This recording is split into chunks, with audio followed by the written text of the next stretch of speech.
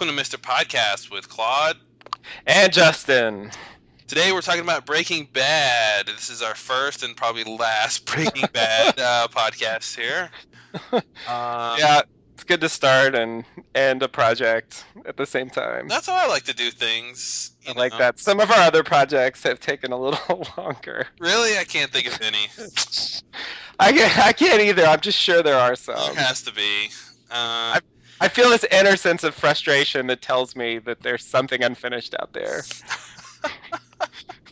It's like Memento, you have a tattoo on your arm, yes. And it's just kind of like, there's a John G out there waiting to be completed. Exactly. Yeah, so the finale came on last week. We've all seen it. We both have watched the show. Let's talk about it. Let's do. Go. So, I don't know. Shall we start with what did you think of it? Sure. Let's do a segment called "What Did You Think of It?" No. Yeah. So, I don't know. What should we start with? Should we talk about the end, or should we talk about the show in general?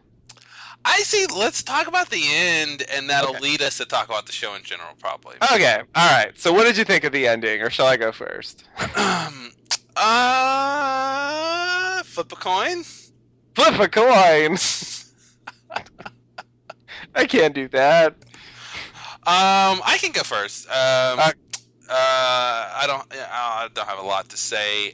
We kind of started talking about it a little bit before the podcast, but so I'll say, or you were talking about it a little bit. Yeah. So, and I will say, continuing that is, I pretty much agree that I like the finale. You know, it wasn't explosive. It wasn't jaw-droppingly, surprising. It didn't. It wasn't.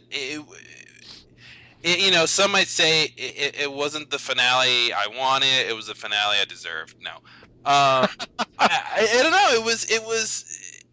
I like it was maybe the word I'm looking for, surprisingly satisfying. It didn't do the things I necessarily thought it might do, but the things it did, I was like, okay, this is fine. I like it. Okay, goodbye. It was like a nice farewell. It didn't leave me wanting more. It didn't give me any strong negative feelings like some other finales we've recently talked about.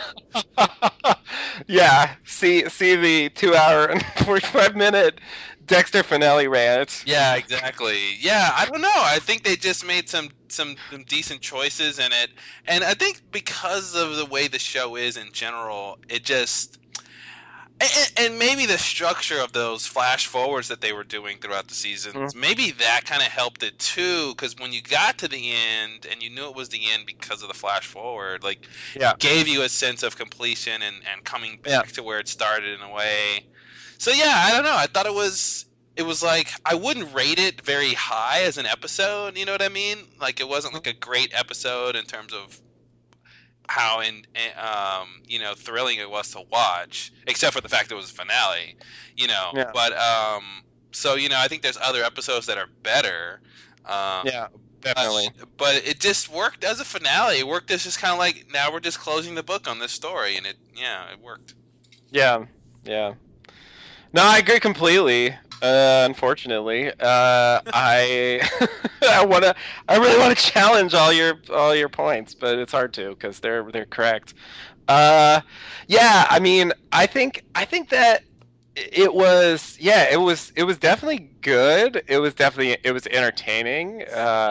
It definitely provided closure on most levels that needed closure, as far as the show arcs went, and definitely the flash forwards. I definitely want to come back a bit to the flash forwards, I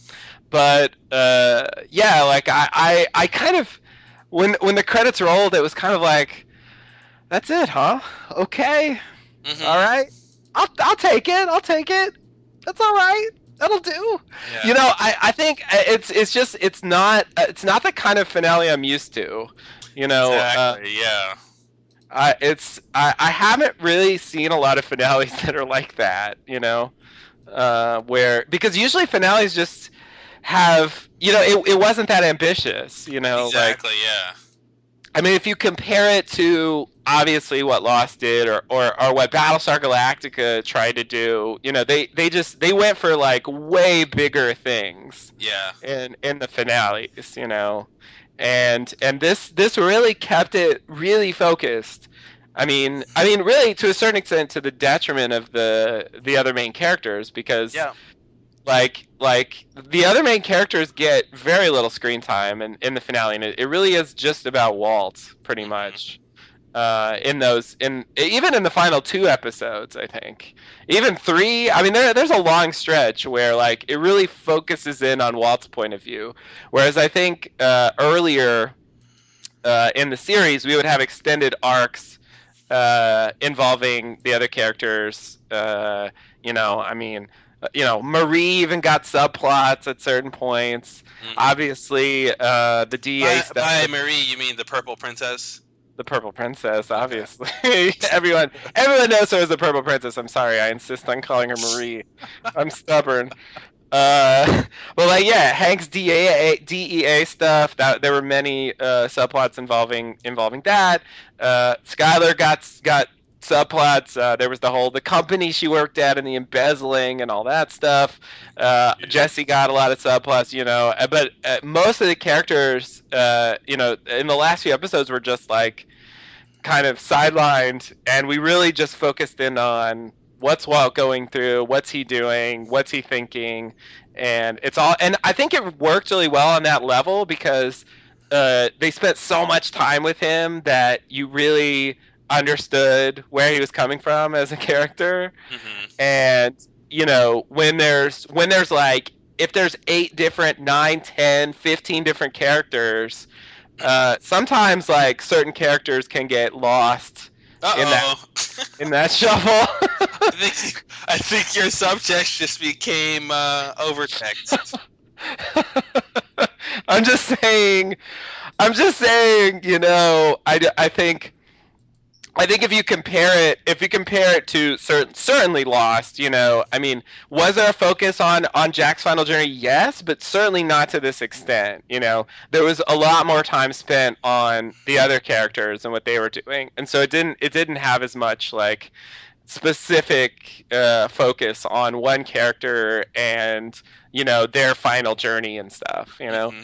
And so I think for that effect, like it worked well, but it did make the show feel kind of different. It sort of felt like the episode where they have the big shootout in the desert, Yeah. and subsequently Hank dies, and they kidnap Jesse, and then Walt goes home, and there's this confrontation, and they call the police on him, and then he leaves and like gets in the disappearing van or whatever. uh, it felt like that was sort of the end of regular Breaking Bad, Yeah. and then after that we got like Walt's epilogue, Yeah. you know and the only reason why I really expected Walt's epilogue to like go anywhere in particular was because of the flash forwards. Hmm. Like that kind of tells you stuff, and then you're connecting it up, Yeah. but I think I liked I mean I can't really say a bad word about it, but yeah, it was I kind of uh uh I don't wish they did anything different necessarily, but like Hmm. there is something somehow. Usually finales leave me with more to chew on. You know what I mean? Honestly, it's plays like just another episode. Yeah. I think you could have an episode right after this, which is Walt's funeral. Hmm. Then you come back to the family and what they're dealing with and how they're dealing with it and the aftermath. Like and then Yeah. Jesse, wherever Jesse ends up after he escapes. Like it plays just kind of like it doesn't. Most finales telegraph by the story or the scope of the episode that it's the finale. They make it clear, Hmm. oh, we're going for something big, or we got Yeah. this one last battle, or the Yeah. final enemy to defeat. And yeah, this was kind of a petering out of the main Yeah. character, and a tying up of loose ends. Yeah. I mean, they sort of had a final battle, but like it felt very understated. Well, Um, but it wasn't a. It was a final battle, but it was more of tying up loose ends. It was more. yeah, It wasn't. These two forces have to battle before the show is right, over. Like he, decides to do that because of character motivations, but it wasn't. right. It's not Cylons versus the humans. Of course. Of like these two opposing forces have to do battle before the end. Right. But yeah, they did have the big blowout, the big shootout.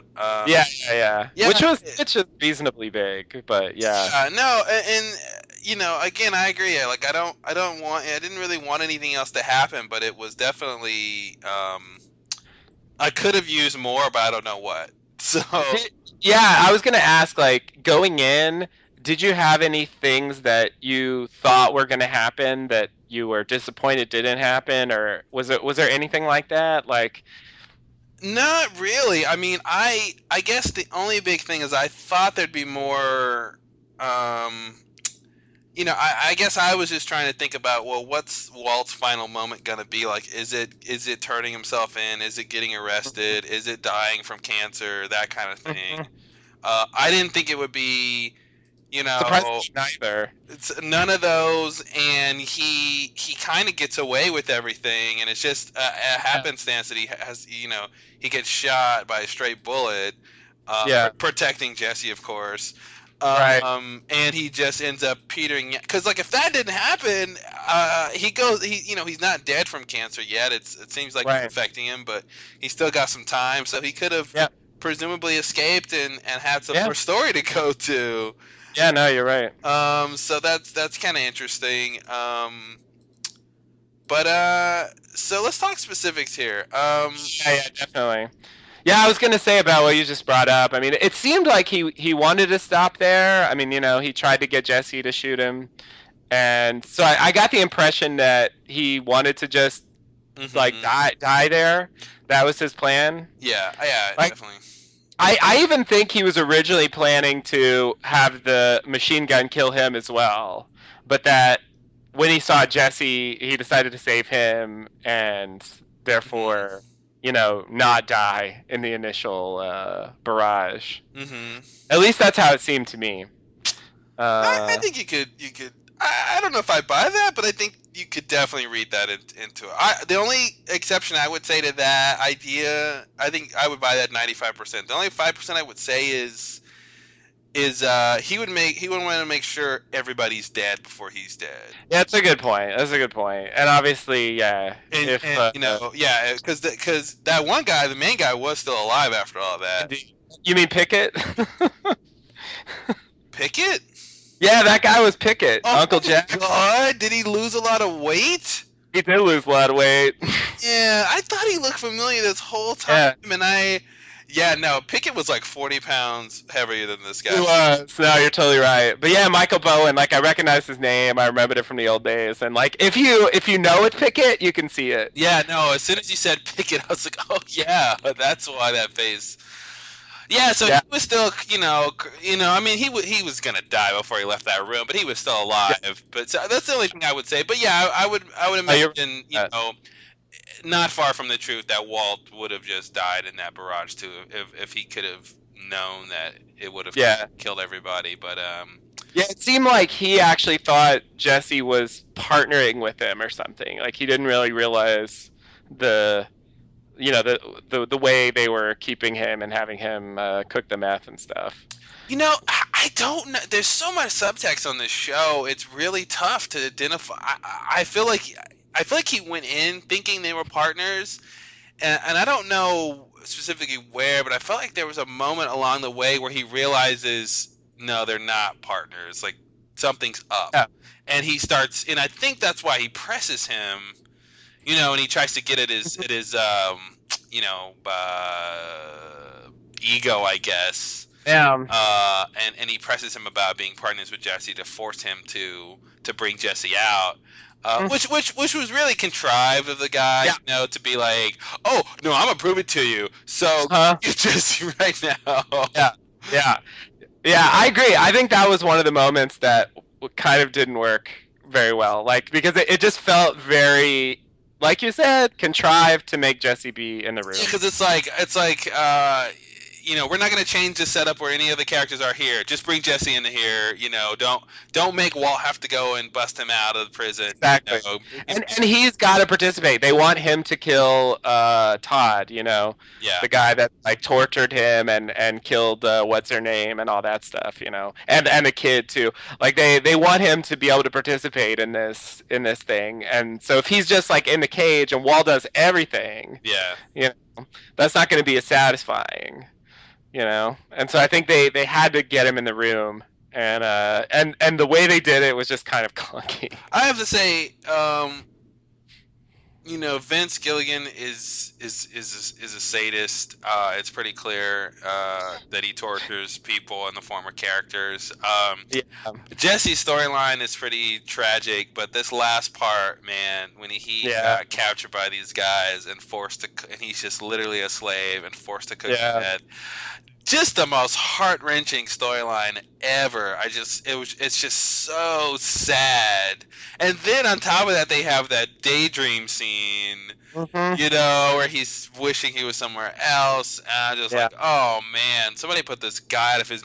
And then like they killed the girl in right. front of him, so Yeah, it's like they mean business, and so he's got to work unless he wants the kid to die, and which I assume that's where he's gonna maybe go, is find that kid or something. that would be my guess. Yeah, But that was really intense. But so the other thing about the end of the episode I wanted to ask is, um, when Walt's so after they escape and stuff, Walt goes down to the lab yeah, and he puts his bloody hand on one of the cookers or whatever. yeah. And I was just wondering if he was trying to take ownership of that lab. You know what I mean? To try Yeah, to yeah, try to like give cover to Jesse, maybe. Even though mm, Jesse's prints are probably all in there too, but I yeah, thought maybe he was like trying to do one last helpful thing, yeah. and to kind of like, even though he's dying and he knows they're gonna find his body there, of course. Right. But there was just something about them showing that shot of his bloody hand on the equipment that I thought they were trying to say something Yes. about that. Did you get that sense? I think so. Yeah, I think that's pretty logical. I mean, they're making they're making the Heisenberg blue meth there, so like Yeah. it's totally plausible that it's him doing it, and so yeah, I think, but also like there was a weird. That scene was weird because there was this note of nostalgia in there. Yeah, yeah. It's like, oh, this is where it all started. It's like, Yeah, like, oh, the meth lab, the good old days when I was just cooking meth and mm, things weren't so fucking ridiculous, like where it just what, where my brother-in-law wasn't dead and Jesse wasn't now, and all that stuff. correct me if I'm wrong. Like, some of this could be the original equipment, right? I don't know how they kept the operation going, but maybe some of this is even from their first big lab or something. Oh yeah. Well, yeah, that's a good point. I really have no idea. But yeah, probably. I mean, that's certainly possible. Yeah, so maybe he was literally remembering this equipment he had used before. Yeah, I didn't really think of that. I assumed it was just because it looks like the stuff that he used, Yeah. And so it was just like, the lab, I miss it. But yeah, no, that totally makes sense. And I do think he wanted to not have Jesse be blamed for this situation. Yeah. Since, he was very largely responsible for it. So, the thing about the flash forward and stuff is that you don't really get a great sense of the time. I mean, we know the bookmarks by his birthday, but you don't necessarily get a good sense of how long it's been since some of this stuff has happened. But so his character change seemed a bit abrupt. It was earned, so it felt okay, but Yeah, I assume it happened in the cabin. well, that's where all great villains go to learn and change, right? It's always the Exactly. cabin. It's always the cabin. The cabin is like the TV trope that I never understood until Lost. Like, since Lost made me think about the cabin too much, I now realize that there's like almost every show I watch has a cabin, Yeah. and it usually functions in the same way. You know, it's either a creepy place involving the bad guys, or it's a place where people go out to work out problems and get away from it all. I Hmm. mean, Lost had both at the same time.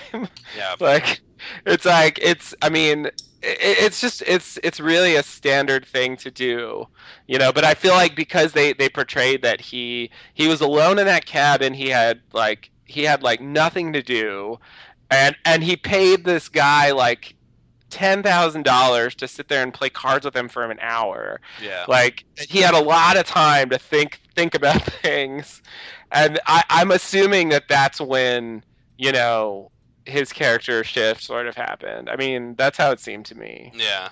So wait. So where did all the money go he had in his trunk? The money in the trunk? Yeah. He gave it to Gretchen and Elliot. At, Oh, and made them give it to the. So like, that was an interesting little turn of events in the second to last episode when he's outside of the cab and he leaves the cab and he's about to turn himself in and then right. he sees Gretchen and Elliot basically Charlie. on Charlie Rose of all places. So somehow they got to the dark void, where Charlie Rose exists. Um, and And they came back. yeah, and then miraculously came back. So what was I saying? Now I was thinking about Charlie Rose and the Oh, sorry. Blacks. I had to bring it up. I couldn't help it. I thought it was Oh, crazy. yeah, so he sees them on TV and then he's like, sees them basically give him credit for absolutely nothing but the name of the company. And so he Yeah. leaves and you think, oh man, he's gonna get his revenge. Yeah. But he just, I guess, just has an idea of people he can guilt slash scare Black. to Oh, yeah. into doing something for him. Yeah, exactly. I love them. I love that scene, and I love Elliot and Gretchen talking with their bourgeois conversation. Yes. It's so ridiculous. It's just It's so deeply like mundane and yeah, like this is your life, really? yeah. Oh man, Yeah, no, I think that first sequence was my favorite sequence in the episode. Just in like cinematic terms. Like, I really it's like. great. Yeah, but when he's in the apartment before they realize it. Oh yeah, that was so because you're just waiting until they find him.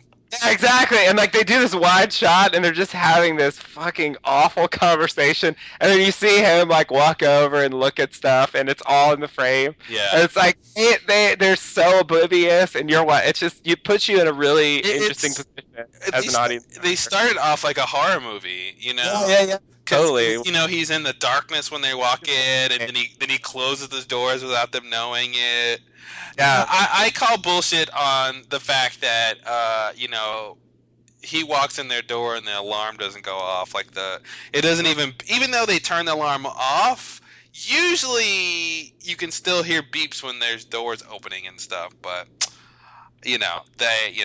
maybe that's just a contrivance. But Especially in a crazy nice house like that super probably high has tech, yeah. a security system. Yeah, no, I totally agree. I think that's kind of contrivance there to make, because he needs to succeed. Yeah. But yeah. But yeah, I mean, realism aside, I thought it was a really cool sequence. And also, like, one of the interesting things about that for me was that that was one of the few scenes from the finale that I didn't expect to happen based on previous episode and also the stuff we watched before. Like, when he saw them on TV, I didn't think that he was gonna go like kill them or anything. I thought it was like this displacement thing. I thought the point was more like he was gonna see them not giving him credit, and then also find out about the blue meth being out there and not getting credit for that, like, and sort of feel this desire to go back just sort of grouping it all together in the same psychological place in his head, that Hmm. would make him want to go kill the Nazis, basically, and so I was surprised that. Wait, they were Uh, Nazis? well, they weren't really Nazis. It's just everyone's calling them the Nazis because they have swastika tattoos. Oh, okay. You know, I mean, they never like openly say they're Nazis or anything, but it's sort of implied that they're part of some white supremacist group or something like Yeah. that. And they have the connections in the prison and stuff, and yeah, it's very understated actually. But when you see swastikas on people, you kind of it's not something everybody puts on their Yeah. body. Yeah, I thought when he saw them on TV, he was gonna go kill them. Not necessarily kill them, but I thought he was gonna go confront them. I thought he had to get, I was still wrong though. I thought he had to get one last, you owe me for this company, and you need to give me credit for what I did, and you'd be nothing without me, kind of Hmm. old Walt Yeah, behavior. yeah, and I feel like there was a touch of that. Hmm. But yeah, it was somewhat more altruistic. I mean, I like when I thought about it before the final episode, I thought the logical thing would be for him to go telling Gretchen. Like it would be weird to watch them and then just go kill the Nazis. Yeah. Like, but that's what I thought he was gonna do because. I was like, there's no way he's taking that giant machine gun and like walking into gray matter. Like I just Hmm. couldn't see that being the end of the show. Like that just seemed absurd to me that he would Yeah. ever do that. So it was a nice surprise to me that he's like, okay, here's my scheme for getting the money to them that they don't want. They don't want. Yeah. And it's like, okay, I could sort of see it. It seems semi plausible, and the scene was well done. So I definitely enjoyed that part. Yeah, so everything was great, and then the laser scopes came on, and I was like, "Oh man, this is great!" But very soon, I'm like, "Yeah, those are." He did not find any. I was like, he doesn't have any connections. There's no way he's got two hitmen outside. And I was like, no, he paid some people to flash a flashlight on them. That's what I was thinking before that scene ended. Because I'm like, he doesn't have anybody he can go to. He's a wanted criminal. Yeah, Like, he's probably number one on the FBI most wanted list. yeah, So I was like, nah, this can't be real, and it wasn't. But again, it's Walt being smart, and yeah. being tactical. Totally, and like they believe it, Yeah. because they don't necessarily. I mean, to them, like he is kind of a monster, and Oh yeah, so yeah. it's kind of interesting how he terrifies them, Hmm. like compared to the relationship that they used to have, Yeah. because now that they know he's this drug kingpin, Yeah, like yeah, I almost feel like that's enough for him. He doesn't yeah, have to win them over with intellectual praise or something. It's yeah. enough for him to know that they're afraid of him and they're afraid of what he's capable of. Exactly. No, no, no. But I think he relishes the opportunity to have them fear him. Yeah, yeah. Like it's a nice little satisfying moment for him on top of all of it. So like I bought the lasers, and I thought because I sort of thought like Walt, like I had that thought of like how did he really do that, and like how much of the money did he spend on these hitmen to like Hmm. and they're supposed to watch them for like who knows how long, and Exactly. Yeah. it's like really could you afford that, like and you have all this money here on the table, like it wasn't quite adding up for me, but I was like okay whatever, I guess it's true Hmm. until they tell me otherwise. Cut to the next scene Yeah. where they Here's otherwise. reveal the identities of the mysterious hitmen. So yeah, no, totally. That scene. I think it definitely it was a nice touch actually. Yeah. For him to both like find a way, because without that like there really isn't that much stopping them from just not doing what he says. Yeah, yeah. You know, like they don't have any particular reason to listen to him, and that like, but if they're really that afraid of him, and if they really believe that he would do this, then they could actually, and he did just like walk into their house, Hmm. so I could see that making them feel very vulnerable and maybe motivate them to actually try to do it, Yeah. So I think on that level it worked pretty well. Um. So another great scene was the Skylar scene. Yes. So I had to rewatch that. I had to go back because it's so subtle, and I think, I was gonna say production design doesn't get a lot of credit. I mean, it does, but sometimes it's so subtle, that Yeah. it doesn't get a lot of credit. And again, like the setup of the camera, like the Mhm. framing of that scene, and that column in the middle Yeah. blocking him that whole time was just so, and the lighting, of course, so you don't see his shadow. Like, Mhm. it was so cool to have that entire conversation, and then to realize like he's there the whole time. And uh Yeah. it was just, it was, and it really worked, the fact that it was Marie on the other end, Mhm. who you always want to just ignore, and who is always kind of a step behind. Yeah. So it kind of made sense. It's that she was the one that was kind of facilitating that. But yeah, it was such a great reveal, and then the way the camera pushes in to reveal Walt standing there the whole time, and Skyler's like, Yeah. "You got 5 minutes." Yeah. Yeah. Yeah. Yeah. No, that was great. That was another very like cinematic sequence. Very, very cinematic. Yeah. No, I was impressed with that, in terms because like I feel like TV shows don't really film things like that No. usually. And so it just because it's like visual storytelling, like they're Hmm. not usually. I feel like TV is more dialogue based in terms of exposition and stuff like that, and Yeah. and and just with a camera move, like letting us believe one thing with the camera here, and then turning the Yeah, camera over that's here. usually what we get, is a cut to the reveal, right? Exactly. And it's like, oh, well, the camera's been facing one character, and then we cut to the other side of the table, and we realize someone else has been there the whole time. But it's like, no, Yeah. we thought we saw the whole room. We're in a huge wide shot. We thought we Exactly. knew everything that was going on until we push in just a little bit. I don't know. Maybe that's a metaphor for, I don't know, relationships or something, Yeah. or people and facade. You push in just a little bit, and you see the truth. I don't know. Yeah. But okay, so what was great about the scene, of course, besides how it was shot, was Walt's character change. Yes. He gave one last listen. The reason I did this was, Hmm. and because I think, at least for me as an audience, I do want him to keep explaining. I do want him to Hmm. to go through step by step how he had the best intentions. Yes, he was selfish and egomaniacal at different turns of the events, but throughout all of it, he was thinking about his family. And can't you just cut him a break because of that? Hmm. Can't you just, maybe if he tells you a million times, you'll finally forgive him. Hmm. And I love that she was about to complain again, and then he throws the bomb and he goes, "Yeah, I did it all for me." Yep. Hmm. And it's like, that's the one thing she never thought she'd ever hear. Absolutely.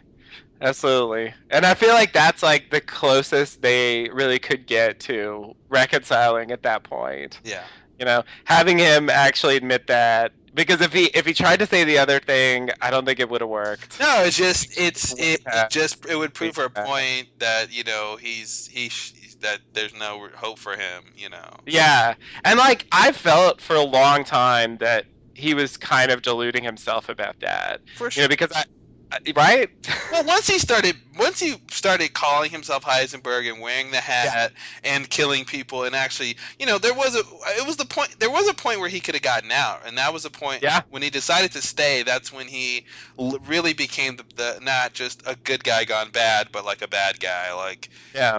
he decided to stay in that world because he was addicted to the power and Yeah. the influence. So yeah, so he did legitimately kind of become a bad guy after that. Uh, and yeah, it's for him to realize that. But again, I guess if I could complain, it's just that and I don't know what we would have saw, but or seen, but we don't actually get to see how he gets from point A to point B, right? Because that was all off screen. Yeah, He just yeah, comes back onto screen a changed man, and I don't know yeah, why. But at what point did he make this realization? Was it yeah, at the cabin? Was it before? I don't know. But yeah. that's the only kind of small complaint I would have. But again, I don't know what they would have shown and would have been interesting if he's just pacing around the cabin and one day he Hmm. goes, "Oh, I did it for me." I don't know, like. Yeah, yeah. Because I do think he believed when he said he was doing it for his family in the past. I mean, I think he really Yeah, did yeah. believe, at least like on a conscious level, he really thought, yeah, that is my motivation. I know it is. I think he knew that he enjoyed it, but I don't think he realized how much that mattered, versus the Yeah, family thing. yeah, And to keep him like pushing further and doing crazier and crazier stuff, and it gets really out of control, obviously, at a certain point. But yeah, my best argument, like I think it happened in the cabin, and yeah, I don't know how they would portray that.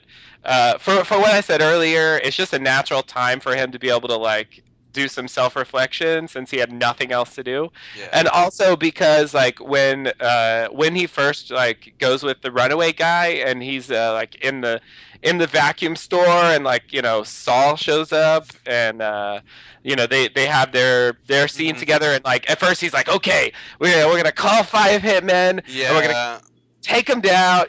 I feel that like was that was the turning point.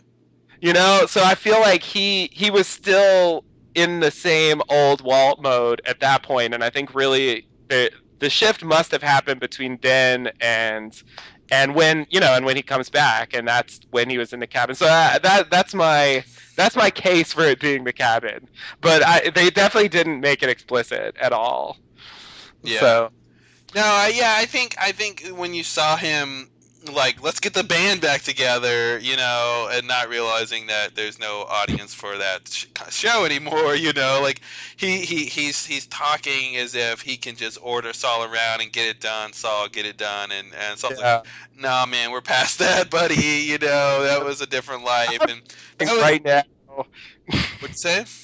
So I was like, I'm leaving right now. Like Yeah, I'm Saul's about like to. gone. So that was definitely a turning point where he realizes, okay, I'm not Heisenberg really anymore. Yeah, exactly. Besides the fact I'm cowering in a basement somewhere, trying to Yeah, escape. yeah. If that wasn't enough, Dude, Robert Forrester. I'm like, how do Forster. you? I'm like, he shows up. What? Like that was you couldn't have made it better. Like Yeah. that's the guy we've been talking about this whole time. The guy No, that that make you was great disappear. Yeah, it was great. casting. I really enjoyed the way he played the part. He was so non-threatening, and I think you think of a character like that, and you think he's got to be this threatening guy or this or whatever, and he was so non-threatening. Yeah, yeah, yeah. Yeah, I listened. There's the like official Breaking Bad podcast, Hmm. and Vince Gilligan is a huge fan of Jackie Brown. Oh, nice. And he said that he specifically when he was when they were coming up with this character, he specifically had in mind Max Cherry from Jackie Brown. Yeah, it's a very similar kind of thing too, of like a guy Yeah, who helps bad guys get out of trouble. exactly, like practical advice for criminals. Yeah, Like that's totally the level he was on, doing the bail bondsman thing in Jackie Brown, and so that like he wanted the character to be exactly like that, and so he was like, so we should get Robert Forster to do it, yeah, and so that was the origin of that, and it definitely works. It yeah. was really nice. I thought he did a really nice job of portraying the line between like he wasn't threatening at all, and he certainly wasn't. There wasn't a hint that he was going to try to cheat Walt or anything, but there was also this thing that he doesn't really care about Walt. Yeah, exactly. Yeah, Like his business. he's just doing his job, and because he's paying him so much, he'll go to the trouble, but he doesn't want to sit there and talk, like, unless you're going to pay me $10,000. Yeah, Like, I just want to get out of here. This is a long way away. I got shit to do. So it was a nice, like, realistic thing. Like, he wasn't like some friendly old man that like hmm just wanted to like help Walt out. Yeah. I think I definitely it was great. It was such a nice surprise. I mean, when I think about some certain other shows and their guest stars, you know it just it's the difference is huge. Yeah. So the other interesting little development was the rice and packet. I got so confused. If there's one thing to kind of rewrite on the show, if it would help, is who poisoned whom and why and when? Because there was so much confusion about. Okay, the kid got poisoned, but it wasn't the rice and it was the plant. Okay, Jesse realizes that the rice and cigarette got stolen from him, but that's not what poisoned the kid. Oh, But at the same time, he was mad about that. It was just a weird. It was like these revelations that made these connections, but it wasn't direct connections to what actually had happened. yeah. Yeah, it was really confusing, and then it was like, okay, but where's the rice in it? So okay, it's still Walt gets it from the house from the little electric socket. So I saw the poisoning coming when she, I did too. yeah, when she used her packet, or I think she. Oh, I saw it even before the episode came on. Like Oh, nice. just based on the fact that of course I wasn't 100% sure, but I thought it was a strong possibility that the ricin would go to Lydia, and I thought it would be via the stevia, because I really thought that they included that detail specifically. Like, it sort of reminded me, I know this is not really that good of an example, but I'll use it anyway. It reminded me of that writer in season 7 of Dexter who was like doing the story on Hannah, and like he was always chewing on his pen, and they made it a point that he was chewing on his pen, and of course she poisons him by putting poison on the pen. Yeah, yeah. And so I felt like the fact that they were harping on the stevia meant that probably that's how he would poison her, and I figured, I see him gunning down the Nazis, but I don't see him gunning down Lydia. It makes more sense that he would poison her. Yeah. So that's just sort of what I expected that. And then when they actually show her like in the cafe, I was like, yeah, she's so about to get poisoned right now. Yeah, and I think she asked for more stevia maybe, and so that was one big hint. And then of course the final shot of that scene is her pouring it in her coffee. Yep. So it was like, yeah, you're getting poisoned now. Exactly. Yeah. They don't Breaking Bad doesn't just randomly do a close up of like a cup of coffee with stevia dissolving in it, like, for no reason. Yeah. So yeah, I was like, yeah, there it is. Totally. I didn't really need that last scene where he explicitly tells her that he did that. It was clear to me. Like, if they just showed her dying, like, I would have known. I like that they talked to each other, and she got to know, she got to hear it from him that he beat her. And yeah, that's true. Otherwise, it could have just been a mystery. Yeah, and that there was nothing like she could have done about it. And of course the surprise that she's trying to call the guy, and she gets, of all people, and it was the same old thing of like, she's talking about killing him and she's talking to him. Yeah, totally, exactly. And yeah, he's killed the guy that she wanted to talk to, basically, about killing her. Well, Jesse did it, but basically he did. Anyway, yeah, totally. Jumping back to the thing you said about like Jesse's revelation, I just wanted to comment that like, there were two things. There were those two loose ends with Jesse. Like, he had to find out about the poisoning, and he had to find out about the fact that Walt watched what's her name die. Yes. Yeah.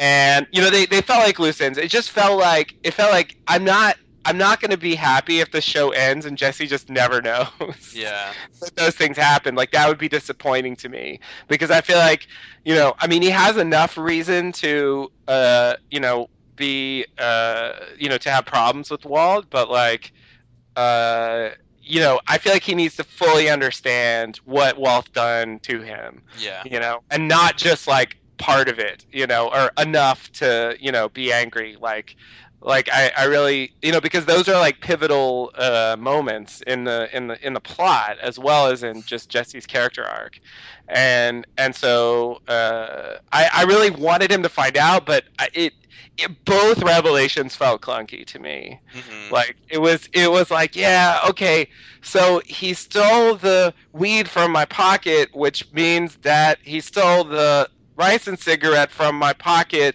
which means that there was a conspiracy to poison him, and even though they didn't use ricin, that probably means that they were going to frame Gus for using the ricin while using something else. It's just like it's just Yeah, a it doesn't follow. It's like what? Yeah, exactly. It's like the stealing the weed means he stole the cigarette, which means he poisoned the boy with something completely different. yeah. That's a huge stretch, Yeah, and he's totally right. So it's like you can't argue with it, but he shouldn't be right. yeah. That was weird. It shouldn't be that easy. And then like Walt just telling him in the desert, I watched Jane die. It was like I liked the moment, but at the same time, it kind of felt like, oh shit, Walt and Jesse aren't really going to see each other for like a long time. He needs to say this, or Jesse's not going to find out. Yeah, yeah. It's the last scene between the two of them is not going to be. Oh yeah, by the way, I watched Jane die. Yeah, as they're reconciling, go, by the way, here's the worst thing I've ever told you. Exactly. Like they can't do it that way. So it's like this is literally the last second for this to happen. Okay, I'll just tell you it. Yeah. you know. So it didn't. It just didn't seem. It just didn't seem organic. The revelation. I mean, on the other hand, I feel like that's hard to do, which is I think why on a lot of TV shows like this, stuff like that will just be left. Yeah, because Dangling. there's no. Yeah, it's like they either leave it dangling or it's clunky when they say it because there's no easy way to easy way to finesse it. Yeah, exactly.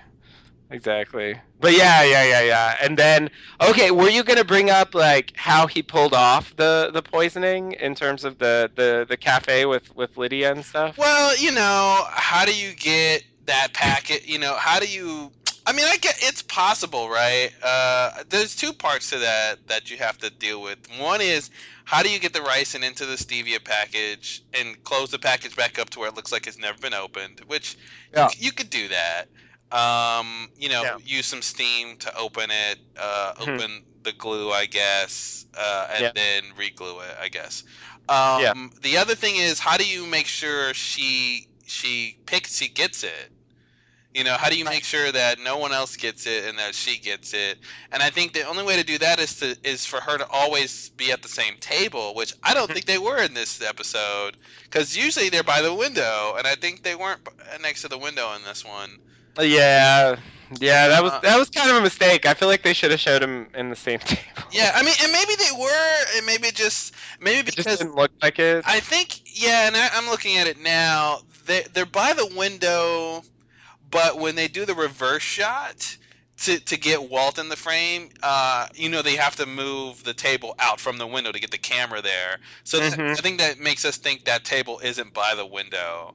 Maybe Yeah. so maybe it's just how they set it up, and it's supposed to be the same table. Because the other shots, it looks like it's the same table, but Oh, okay. the reverse shot, it looks like they're kind of 10 feet from the window. Which they might Which be. they are, because they gotta Yeah. get the camera in there. So okay, so I'll give them a bit for the doubt that it's the same table, her usual Yeah. table, and I guess that's why there's only one packet in there. Hmm. So because if there was like 5 packets, then she might not get the Pick the one right that. one. Yeah, so he takes them all out except for one. Uh, Yeah. I mean, I guess Yeah. that's the best part of this show, really, is just Walt being a smart. That's Yeah. using his brains for good and evil, usually evil, but Often evil, but yeah. yeah, Yeah, totally, totally. At least to get what he wants. yeah. And I think that's a novel kind of idea for a show as a scientist going rogue and being Hmm. a like criminal mastermind. Yeah, definitely. Definitely. It's yeah. It reminds me a little bit of the Hannibal Lecter thing. Yeah, yeah. but he's not like really literally psychopathic, I think. But other than that, Hmm. I see similarities. But yeah, no, totally. That was definitely a thing from very early on. He would use science to solve problems. Exactly, and he That did was the thing. always. He walked in that building in season one, and he had that stuff to make it blow up. The thing he threw, and the building blew up. Oh man, that was fantastic. Yeah, that's when you knew you didn't know who you were dealing with. Yeah, totally. It was like, wow, that was a that was a big step. Yeah, no, it was kind of interesting. Like, I'm gonna use the power of science to defeat my enemies. Exactly. Exactly. But at the same time it makes sense. That's the stuff he knows. And so if he's gonna like approach a problem, like how am I gonna deal with this situation? It sort of makes sense that that's his go-to thing, Yeah. you know. So it was nice that he gave Skylar the location of Hank's body and all that stuff, Mhm. which I guess Oh yeah. has just been rotting in the sun. Or what did they do with the body? They No, didn't. they buried him. They They buried- buried him where the money barrels were. Oh, okay, okay. Yeah. So they'll have to dig them up, I guess, but the coordinates. Oh, I would imagine, playing devil's advocate, that those DEA vehicles have tracking on them. So realistically, the DEA could have tracked Uh, what that vehicle was, but yeah, that's a fair point. But this one didn't. I don't and know. also their cell phones too. Oh yeah, the cell phones. Yeah, good point. But maybe you could say, okay, well, when you're on the desert, there's no cell towers, so they couldn't get a Mhm. location after a certain point. Maybe. Even though Walt was talking on the cell phone like Oh, all the way out well, there. well, he got great service because he's got AT&T. It goes back to the quality AT&T service. Exactly. The DEA had T-Mobile, which doesn't have Of coverage out course. there. So Of course, and that's when it's revealed that Breaking Bad was brought to you by AT&T. this network. It was just a log scheme to get you to switch your cell phone provider. And if you call now and say the keyword Breaking Bad, you get 20% off a new order. Oh God, yeah, Oh, I can't believe that's Pickett, man. yeah, He's so emaciated. He's so yeah. thin and old now. It's true. Yeah. Okay, so the only last thing that's really talked about in my book is the final moment with Jesse and Walt. Yeah. So you got Walt apologizing to Skyler basically and admitting that he was just selfish in what he wanted. And then you have Walt, saving Jesse, sacrificing himself for him, which he never did before. Yeah. And that being a nice moment. Walt letting Jesse giving Jesse a chance to kill him. Hmm. I think knowing that he won't still, even if Walt is trying not to be manipulative, I think he's still, you can't turn off that brain. So, even if he hopes Hmm. Jesse will shoot him, he knows Jesse's not a cold-blooded murderer. So That's true. I don't think he would necessarily thought Jesse was going to do it. Yeah.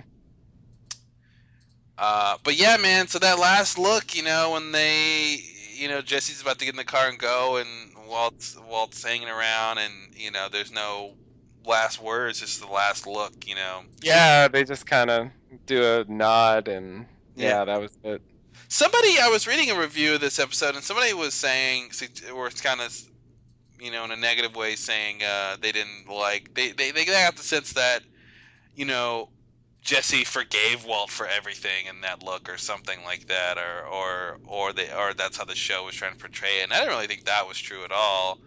No, I wouldn't go that far. Yeah, I thought it was like a more of you got me out of this, and we're never Yeah. gonna see each other again. Bye. Like, Exactly. It's like I'm not gonna kill you right now. I'm glad you saved my life, and that's as far as I'm really gonna go.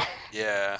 Like there's no. I definitely didn't feel like there was a like okay, everything's fine now. Like Mhm. That would be too much. I think if there were actually dialogue that indicated that, then it would bother me, you know. But I think Yeah. a nod. I don't think a nod means that much. No. Yeah. It's not that deep. I think he was happy to be free, and he was glad, you know, somebody saved him, and okay, it was Walt, you know. Yeah, and I'm kind of really happy with that last shot of Jesse just Yeah, literally driving towards his future, right? yeah, yeah, yeah. And kind of free and happy and just you know, incredulous that he's actually free from that hell. Yeah, yeah, yeah. No, it was great. Uh, it was a really nice, exhilarating shot. I think, Hmm. because, like you said, like he had been so tortured for the latter part of the season that Hmm. it was you know it was horrific to watch what they were Yeah. doing to him. Like, oh my god. And yeah, so it was very satisfying to finally have him be able to be able to just like go off and like get out of this like insane world, Yeah, totally. you know, just be done with it. Now, I don't really know what he's gonna do, and I did have the thought like a few minutes later when the cop showed up, like, did they pick Jesse up? You know, because like they weren't that far. Like the time it took Walt to walk to the meth lab and fall down, like wasn't that long. You know, yeah. like it's not clear to me that Jesse had time to get away, and Jesse should maybe be wanted. I also thought about the fact that that confession tape that he made with Hank was there at the compound. You know, so I mean, Mm, he could still have some legal problems. yeah. Even if they don't think that he was cooking in that lab, he still admits to all kinds of shit in that video. Yeah, and he's got no plea with the DEA at this. Like, there's no Yeah. leverage he could use. So yeah, I don't know. But I was wondering, does he have any money? I don't think he has any money either. So, because he threw all his money out the window, and Yeah.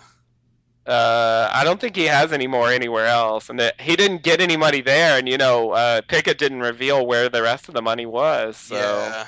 Yeah, I thought that was another little smart move when he was trying to say what the money was, and yeah, Walt killed him before he even could say anything, you know. And I presumably because he doesn't even want to be tempted by knowing where the money is. yeah, yeah, yeah, yeah, yeah. Yeah, and I think in the moment he didn't really expect to get the money back. Yeah. So, because yeah, I think he's planning to just stop there. So it's like there's really no point in negotiating with this guy. And it's like fuck this guy. Like he doesn't. I'm not letting him like talk his way into living longer. Yeah, exactly. Like that's no no no. You're gonna die Well, now. and at this point, he can't care about the money, right? Yeah. Like No. it would be a step backwards to be like, oh, money, oh, okay, let me figure out where that is. Like that's a step Exactly. backwards. Yeah, because clearly his character has gone through a change, and so yeah. I mean, he's already left. I think what he considers enough to Yeah, to his son, and so I don't think he feels like he really needs to retrieve. You know, and then like, what's he gonna do with all this money right now? Like he you have to doesn't go back to Gretchen and exactly, here's some extra money that I need you to do. Yeah. exactly. So I think that's the problem. Um. Okay. Well, that's pretty much the main things I want to say. I mean, you know, we could talk about the show overall, but I'm so fuzzy on it. You know. At this Yeah, point. But you know, great show, very riveting. You know, it's I actually, you know, I could rewatch this again. You know, yeah, rewatch this and enjoy me all too. the dark fun. Me too. There's two things I want to bring up before we pop out. Um, the first thing is flash forwards. I just wanted to say that I'm kind of ambivalent about them um, Yeah. because I think you lose something. I mean, we've all watched shows with flash forwards. Have we? I think so. Do we want to admit it? I we may not want to, but I don't think we have a choice. And I think it's tricky. It's tricky because it's a long form version of something that they also did in Breaking Bad many times, which is crazy shit. Oh my god, what's going on? 72 hours earlier, you know, Yeah. Hmm. that kind of thing. I mean, they definitely did that. I mean, even the pilot it has that format. Yeah. You know, which was one of the things that turned me off the show. It took me a while to actually watch it because I didn't actually.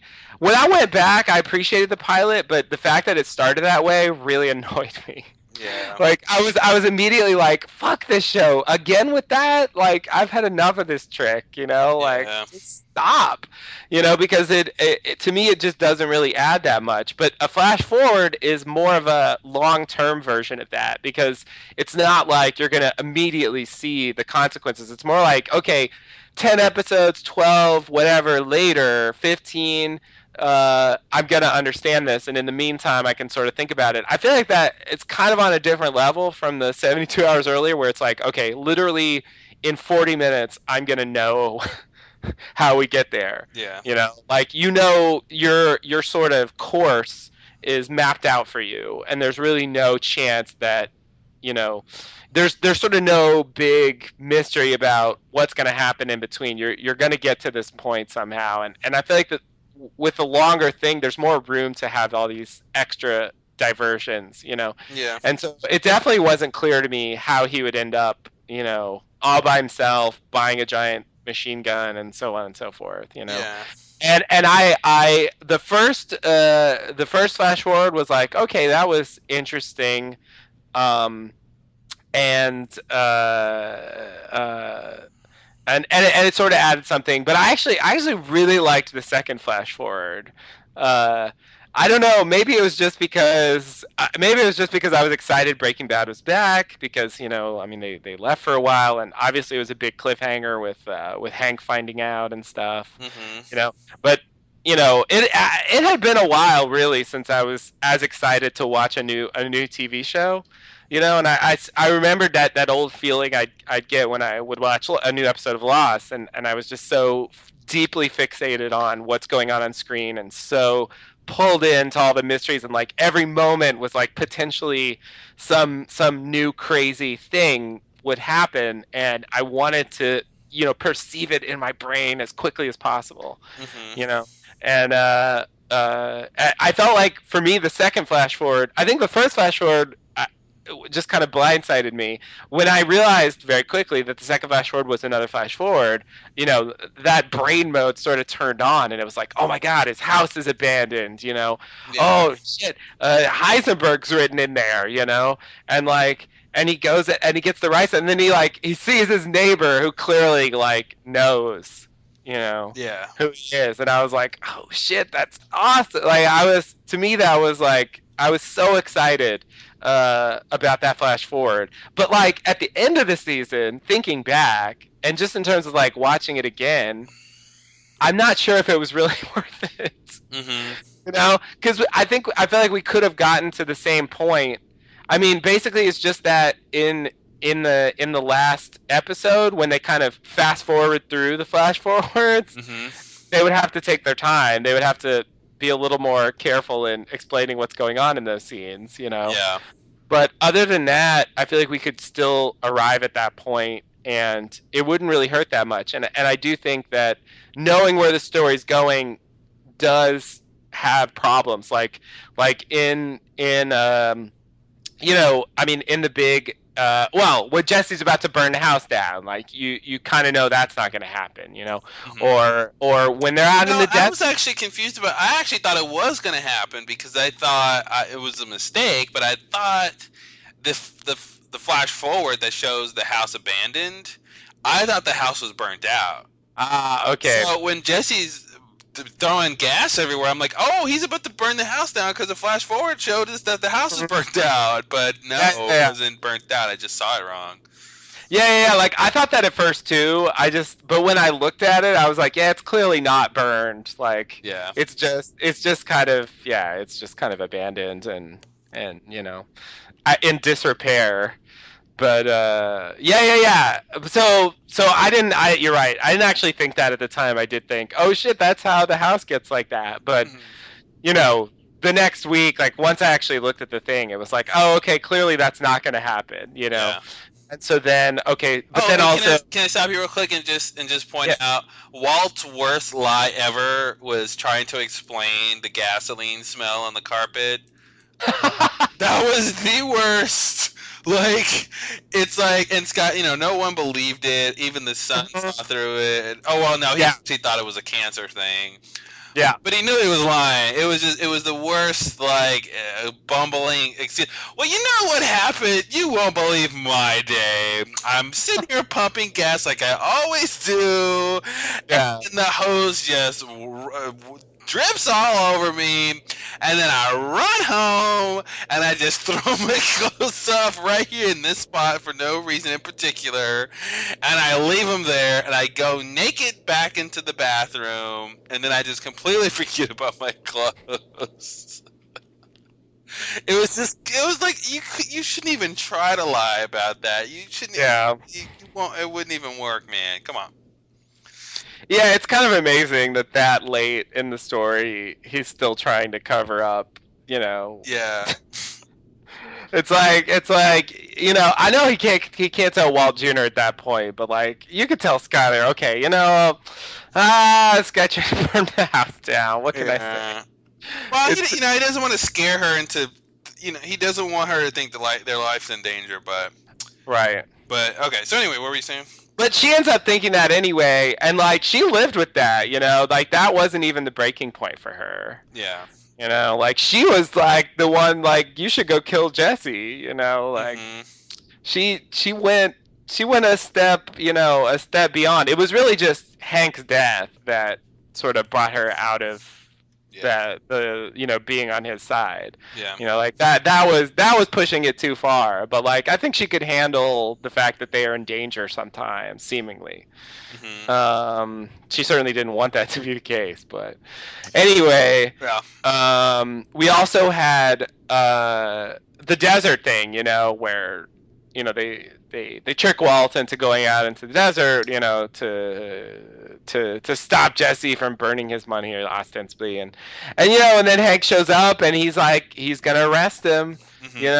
and he's putting handcuffs on, and it's like it should be a big moment, but the whole time I'm thinking, well, he's not arrested. I know he's not arrested. It can't Yeah. happen. It Yeah. just can't happen, you know and it took a little something out of the moment. Like I really wanted to feel the satisfaction that Hank felt, like popping the cuffs on and stuff, but the whole time I was just like, something's going to go wrong. The Nazis are going to come. It's not going to work, Hmm. you know and Yeah. I agree. I think the flash forwards are okay, but they don't really. I don't know. I really have not seen a flash forward be better than not having it at all. Like, I think I agree with what you're saying about the finale. Like, it saved some time with some of the pacing of the episode, and when Marie is talking about Walt showing up at the house, we've already seen that scene, so right. we know what she's talking about. And if we didn't have that scene yet, we Yeah. that would have played differently. So I guess I get why they do it, but on Breaking Bad, they were kind of very mundane flash forwards in a way. Mhm. Like the plane crash one was weird. Right. I don't know why they needed to do that at all. Like, because once Yeah. the plane happens and the wreckage falls, and we understand that, oh, that's from the wreckage. Okay, so what? Mhm. It was a weird bookend to have, because that had nothing to do with Walt. That was just a random occurrence. Well, it was sort of connected to Walt. I mean, indirectly. Because it's because he watches Jane die that her dad, John Delancey, who's the air traffic controller. Oh, that's right. I Uh, forgot about that. Yeah, that's right. Yeah, so it is connected to him. But you know, in a fairly indirect way. But yeah, it's sort of it seems sort of symbolic what Yeah, they're trying it's to do with that. his actions affecting him, the Exactly. repercussions of his. Yeah, yeah. No, that makes sense. That makes sense. It's just a weird thing to bookmark the season with, I agree. I or agree. bookend the season with. That didn't quite work for me. I liked that season, but that particular device I could have lived without. Yeah. I think it wasn't the best.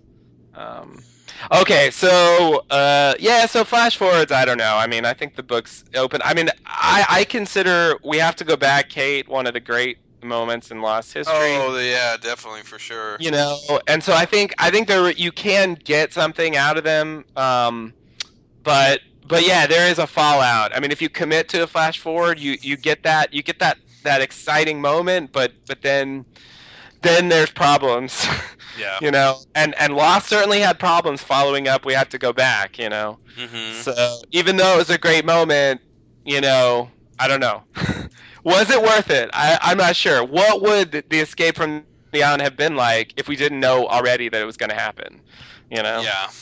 it's hard to say. Like it's such a different show. I can't even imagine really. But I don't know. I think the book's open on that whole device. But I have mixed feelings because I agree. Like the Breaking Bad ones were not on that level. Like they were much simpler, but at the same time, it was like sort of extreme. Like they like extreme for Breaking Bad standards. Hmm. You know, in terms of like he's buying this really giant machine gun thing, and you know the fact that his house is abandoned and everyone knows who he is now. You know, those are like big revelations. I think, at least on the level of Breaking Bad. Hmm.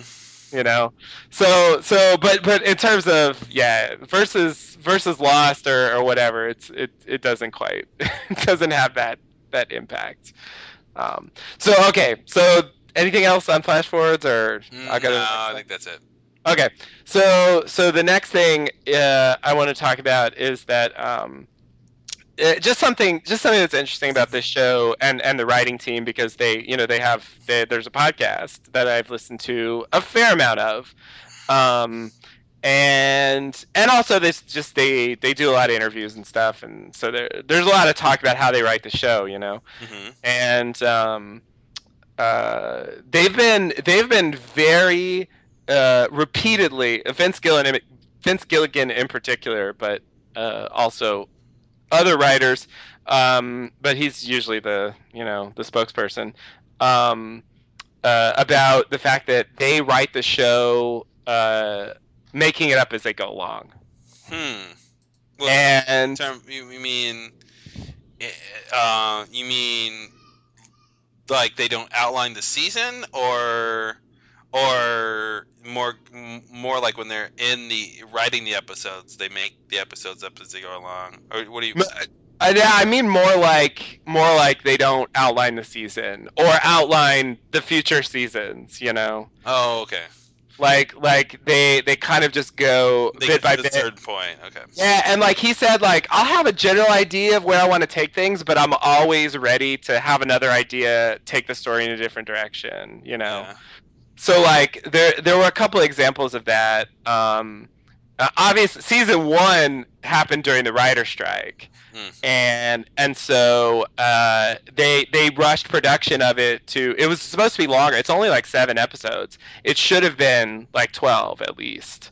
But because of the writer strike, they decided to just truncate. They decided to write the last few episodes to escalate the story faster and truncate the season at 7 episodes. And so like him taking the thing into Tuco, the chemical into Tuco's compound and blowing it up, that would have happened later originally. Okay. But they sort of rushed him into that faster than they were planning to because of the writer strike.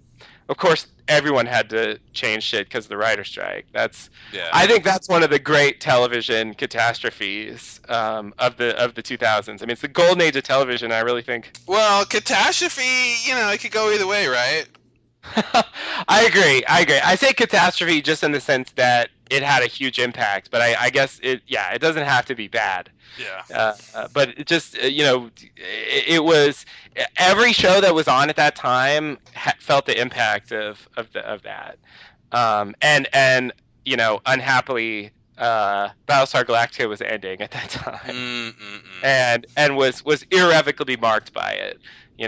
But also Lost season 4 has clear evidence of the writer strike in it, and I think some of the problems we have with the show can be traced to writer strike based issues, and many other shows also. But anyway, also in season 3, the twins, the crazy cousin twins, the badass Oh cousin twins. man, oh they were some, again, talk about cinematic on the show. Like I love those guys. Before they started talking, before they spoke a word, man, they were just straight out of some crazy movie. I love those characters. They were crazy.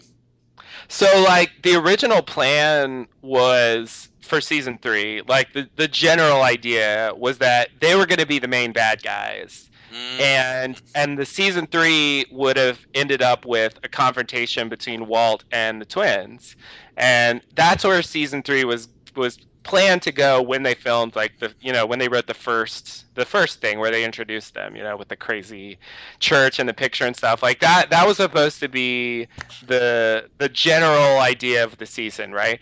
But once they started like showing them, they came to believe that the twins, like, while cool, didn't really have enough like personality to sort of sustain a whole season of being the bad guy, and so they killed them halfway through the season for that nice. reason.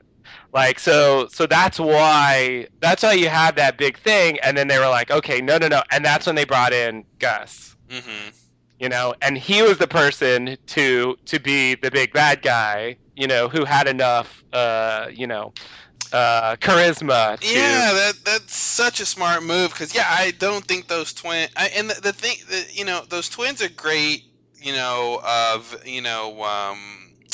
Minor villains. They're great as an obstacle.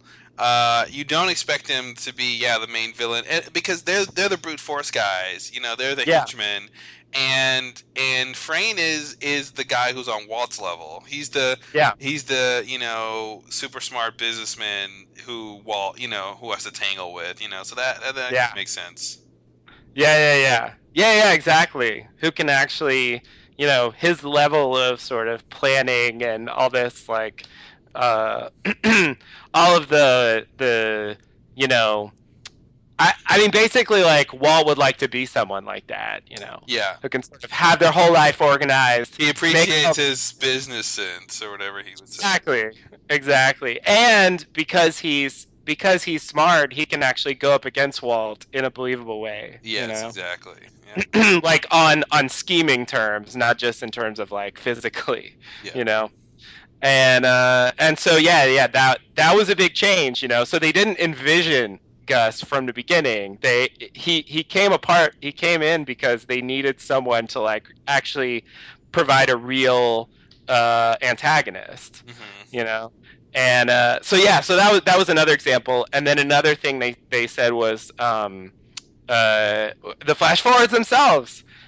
When they showed Walt buying the gun, and when they showed Walt getting the ricin, they said we really didn't know exactly what he was going to do with those.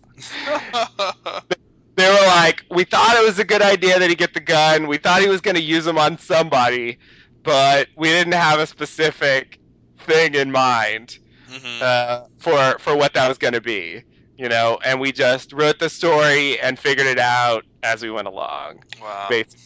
And another thing they said they like to do is sort of write themselves into a corner, like create a situation that seems impossible to like get out of, Hmm. and then try to figure a way to get out of it. Nice. Basically, Yeah. like they specifically try to create situations that are difficult to write out of, Hmm. and that was like actually a goal of the writing team, like to get there and then nonetheless solve it. Try You to know, figure it out. Yeah.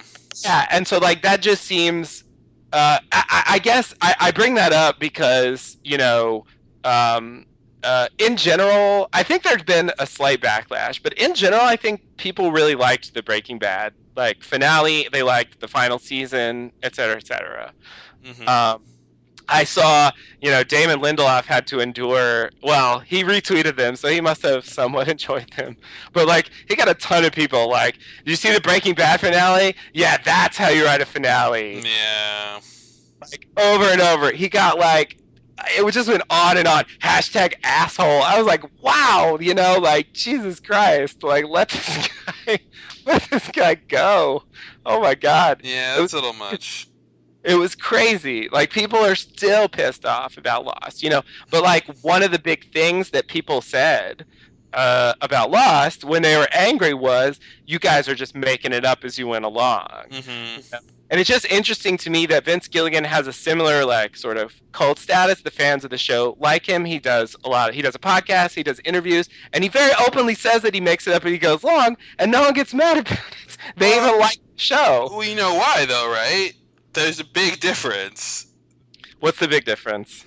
There's no central mystery or There's no. any minor list of mysteries. There's no promise of a big answer with this show, or even That's the illusion of a big answer. It'd be different if the show was set up to explain how Walt did something impossible, and we're watching the show to figure that out. And by the end of the show, we never figure out how he did it. We see all this stuff, but we don't get the big like that. That's something analogous to Lost in a way, or getting closer towards Lost. But yeah, I mean that's a big difference, right? This show, Breaking Bad, was always about the characters, and that's what we got, and that's Yeah. we got character resolutions. And Lost was on two tracks. It was a train on two tracks, and the mystery track is what hooked people and also made people mad and made people expect things that weren't gonna actually happen. So that's the big difference, and that's why people can complain about it because it's that mystery track is a double-edged sword of you can either people will be mad if you don't answer things and they'll be mad when you do answer things. Yeah. So Yeah. you're, Yeah. you're gonna lose either way. Totally. Yeah. You're just like fucked if you do a mystery show. Yeah. It's really hard to win with that format. No, that's a good point. No, I agree. That's true. I just thought it was interesting the completely polar opposite reactions Yeah. to the finales and the final seasons, where just with one really common complaint being you're making up as you go along, and the other one saying I'm making up as I go along, and like no one cares at all. And it's like, yeah, maybe it's just down to the show, but it's sort of like they didn't really acknowledge that, Yeah. when they were saying this. And sort of like the difficulty of doing, a mystery thing. I mean, it just seemed unfair, and I don't know. I feel like actually a lot of television is probably, written this way, and it's kind of nice that they just come out and say that that's what they do, Yeah. because it feels fairly cohesive, Hmm. for something that is kind of improvised, you know. But I mean, every show has to do some degree of that. But yeah, Yeah. I just thought that was an interesting thing about their relationship with their fans and the way they portray the writing process in public, Yeah. compared to Lost. Because I think it was like, I wonder if Damon and Carlton had a different attitude about how they portray the writing process to the public, if that would have made any difference at all. Hmm. I was just curious because they did say they had plans, and that might have created certain expectations. Sure. And yeah. I mean, they did have plans. The question is, would the They did have. audience gonna like the plan or not? That's true. That's true. All the plans you want. It doesn't matter in the end. And So anyway, I think every show, is a precedent for the next show, right? So people can compare Breaking Bad to Lost, but Lost sets up its own precedent. So, it's a thing people will, if you've seen it or if it's out in the zeitgeist, people will use it to compare. Um, yeah, yeah, totally. Totally. But yeah, Damon Lindelof actually wrote a whole article about this like situation. It's kind of weird, you know. I feel like he, based on this, like I remember he wrote an article again when the last Harry Potter Yeah, it's book kind of like he movie won't get came out. over it. Yeah. Like he's really kind of haunted by this lost experience, Yeah. and the fact that he still gets Twitter messages of people like "fuck you, your finale was a piece of shit." You know, it's just like it's it bothers him. Yeah. You know, and so he wrote this article that was supposed to be about the Breaking Bad finale, but it ended up being about the Lost finale, and he publicly stated that he will stop talking about the Lost finale. Oh, really? Yeah, yeah. That was his grand statement. He was like, after this, I decided that I will stop defending the Lost. Wow, his therapist told him to stop. Yeah. I feel like it is something like that. Like if it wasn't his therapist, it's basically his like self therapy. You know, Yeah.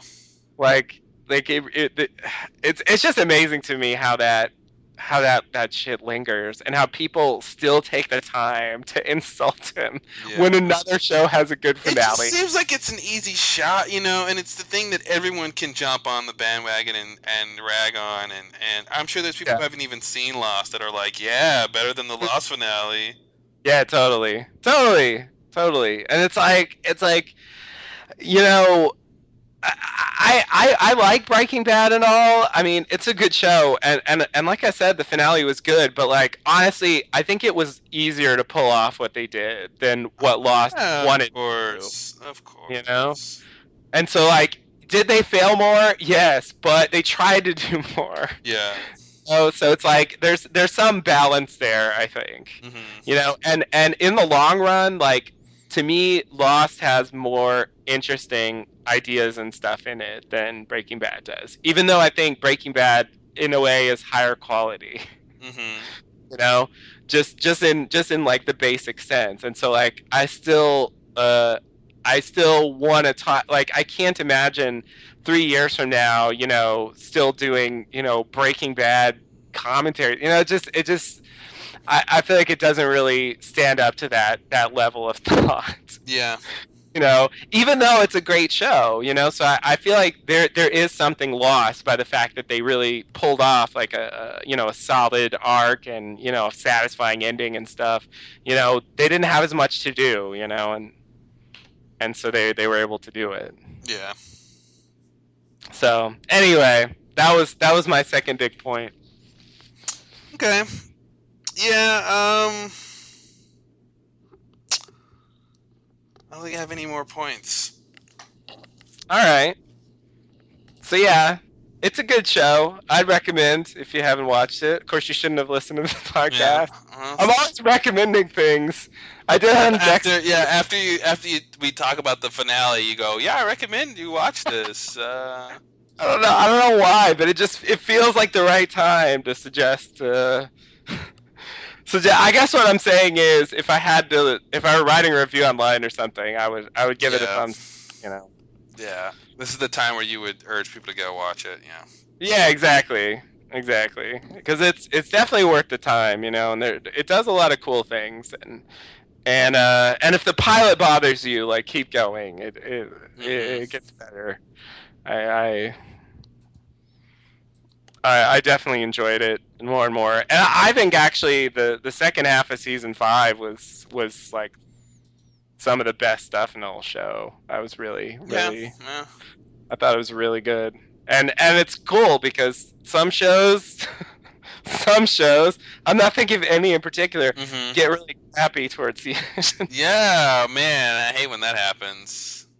So it was nice that they actually like had some really really interesting stuff right at the end, Yeah. you know, and they really kept the level of things up, and it didn't feel like they just gave up and didn't care anymore. Like they all just wanted to go home. Yeah, right. you know Can we just not be filming this anymore? What's the quickest way for that to happen? Yeah, yeah. It's this is the golden age of TV, or the second golden age, I guess.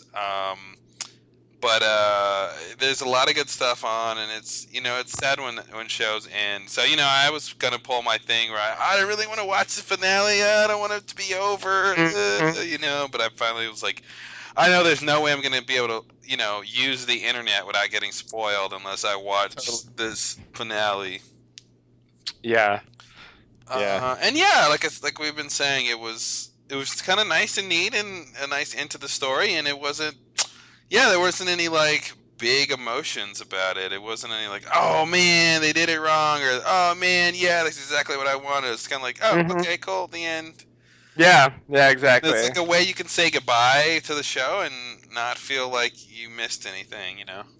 Yeah, yeah, totally.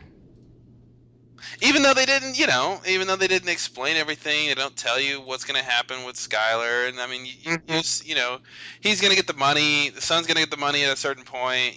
But what's he going to do? Is he going to accept it? What's he going to do? Right. There's still a lot of loose ends That's true. or open questions. Yeah, yeah, yeah, yeah. That's true. But yeah, overall pretty great. I mean, Bryan Cranston. I mean, I really hate these actors who are great at comedy and drama. Like I don't. I really I just. can't believe that's him on Malcolm in the Middle. I mean, and it's funny because something iconic about Malcolm in the Middle for his character was him being in his tidy whities, and so you have Really? yeah, you have that on Breaking Bad too. That makes me think it's a reference or something because I didn't even remember that because it's been so long. I mean, I watched Malcolm in the Middle back Yeah. when it was on television, and I just didn't remember that. And I kept noticing when they were showing Walt in those, every time he was in underwear, he was wearing those. Yeah. And it's just weird because like characters don't often wear those on television. Mm-hmm. They're usually wearing boxers. I think they're just more photogenic. Yeah, I mean, you usually do the briefs if you're trying to be realistic or you're trying to go for comedy, which is what I think Yeah. Malcolm was doing. But yeah, Yeah. he's definitely got a thing with that. So I don't really know. I'm actually just kind of Googled it, and there's a question, and I'm wondering who's answering. Let me see who's. So yeah, this is with Brian. Let me see if they uh answer this question because it did come up. Oh, okay. Well, the question is, do you see similarities between Walt and Hal? Hal is the character on Malcolm Middle, Hmm. other than both wear tidy whitey underwear. And so apparently the answer is, well, the tidy whitey reigns supreme. It still lives on. When I saw that in the script in Breaking Bad, I brought it to Vince Gilligan, who pointed out that I wore it for 7 years on Malcolm, and he said, "Oh, forget it. Go find something else." That's what Vince said, and then so the answer continues. So I started going through wardrobe, and while I was doing that, I realized that when he had Walt and Tidy Whitey, he did it for a reason. It meant something, and I wanted to get to the root of that. I chose Tidy Whitey's on Malcolm because how dot dot dot. And then the question interrupts. You chose to wear it.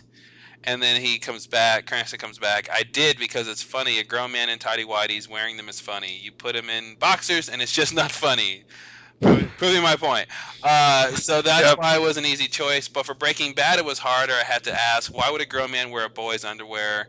Hal wore them because he always wore them, and it never occurred to him to wear anything else. He's still a boy. Walter White wore them because he stopped growing. The underwear became indicative of Walter White's stunted growth. He just stopped caring. Hal wouldn't think of wearing anything else. With Walt, it's a I don't care thing. And I'm too depressed to think beyond that. Too depressed to think about what I'm more comfortable wearing. He's given up. This is the kind of level actors put in this star. You know what I mean? Like, he's like, okay, the That was in underwear. depth. I know it's like the underwear choice. What does that mean? It's pretty fantastic what actors go through for things that seem like they don't matter, but they have to Yeah. they have to make it work. Yeah, yeah, yeah. So it Yeah, seems like totally. the answer was it was a coincidence. It's coincidence. Uh, let's see.